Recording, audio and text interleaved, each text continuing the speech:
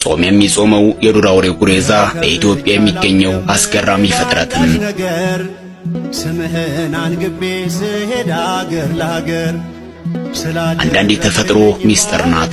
የሰው ልጅ ተመራምሮ ሊደርስባቸው የማይችሉ አስገራሚ ነገሮች አሉ።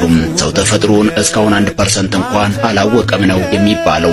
ሚስጥራዊ ከሆኑ ጉዳዮች መካከል ደግሞ እንስሳት አንደኛዎቹ ናቸው። በዛሬው ዝግጅታችን በኢትዮጵያ ውስጥ በዋነኝነት በእምነት ቦታዎች ውስጥ ስለሚኖሩት አስገራሚ እንስሳቶች እንነግራችኋለን። እነዚህ አካባቢዎች የእስላም የክርስቲያኑን ጾም በመጾምና በዓላትን በማክበርም ይታወቃሉ። ጺማም የሃይማኖት አባት የሚመስል የፊት ገጽታ ያላቸው እነዚህ የዱር እንስሳት እንደ ጦጣና ዝንጀሮ ተንኮል አያውቁም። ፍጹም ሰላማዊና ምስኪን ሲሆኑ ጻድቅ በመባልም ይታወቃሉ።